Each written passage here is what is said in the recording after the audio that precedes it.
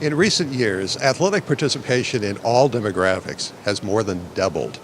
Now, this comes at the same time that we have, because of advances in cardiovascular care, more kids who have had various types of heart disease who are living to be teenagers and adults. So we have more people with established heart disease who want to be more active and participate in sports. That is a recipe for the paper in JACC that's coming in the April 22nd issue.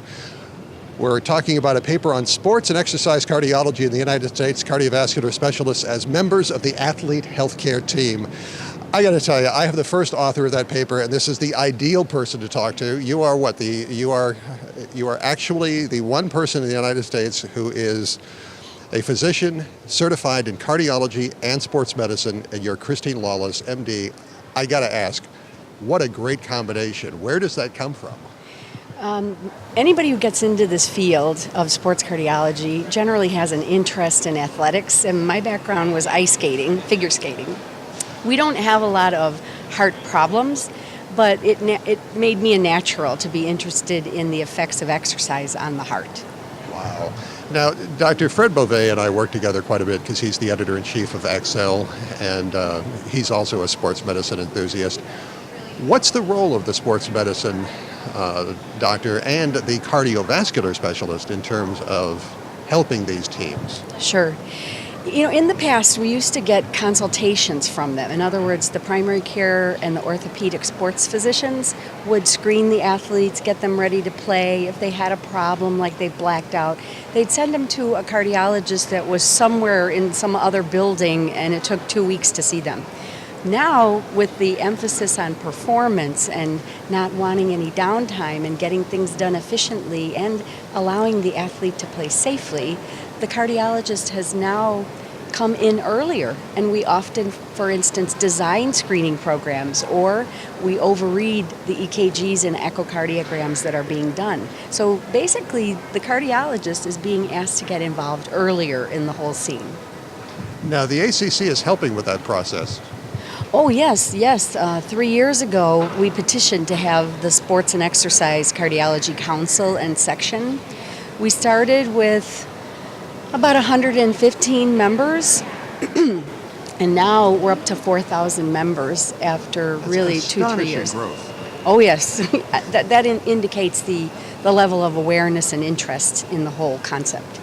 Well, I remember reviewing the sports participation guidelines around the world, and they were all over the map. I mean, at one point, ours in the country was among the most restrictive in terms of if you have heart disease, we don't want you to do anything. Where should we be going with the guidelines in terms of helping doctors help their patients understand the risk, but also understand we know what they want to do. They want to get out there and participate. Yes. This is an excellent question, and probably one of the major points we want to make today. We need data.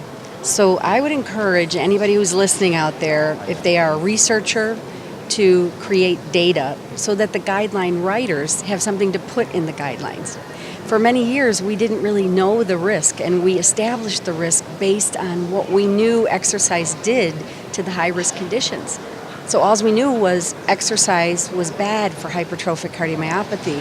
Well, now we're thinking maybe there's some hypertrophic cardiomyopathies that are not so risky, but we need to generate the data because the whole thing with guidelines in sports medicine is about athlete safety. You don't want to put somebody out there at the expense of safety. This is also why we have more cardiologists getting involved, because this population is growing and they have questions. Oh, absolutely. I mean, you can talk to any one of a number of your patients and they'll say, well, I've had 3 valve replacements and I want to do the marathon. What do I need to do? And it's not only the younger people, it's people who are 60 years old. Right. Case I had, the gentleman said, I'm 60 years old. I had an acute infarction, an MI, about 6 weeks ago, and I've been through cardiac rehab, and I want to know if I can go back to open-wheel race car driving. And so to answer his question, I had to know the demands of open-wheel race car driving because they're it's open-wheel, so they dissipate heat, but you have to know that whole physiology. and how much oxygen consumption they require and what the demands on the heart are. What's the heart rate going to do? God bless an exercise physiologist in Indianapolis, where the Indy 500 is. They actually studied all that. And so I had the information and could counsel the patient on what to do. Well, this is part of what you talk about in the paper for tailoring cardiovascular care to athletes and exercising individuals. Absolutely. We are in an era of personalized medicine. We're not one size fits all. You can't take a 60-year-old sedentary person and give them the same recommendation as someone who's doing marathons. Right. So what do you foresee in the next year or two? You've had tremendous growth. Are you still expecting to grow?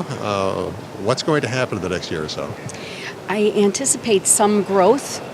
But what I really see is that within the section, we're going to have people gathering together in task forces and work groups.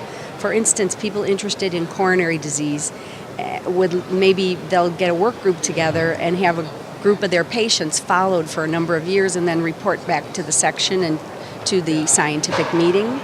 I just see that we're going to be gathering more as a community and interacting more as a community. Well, I hope you can get some more data. I mean, if you can get these 4,000 members to organize around the idea of coming up with data, I think you will have accomplished, you've moved a mountain, I would imagine.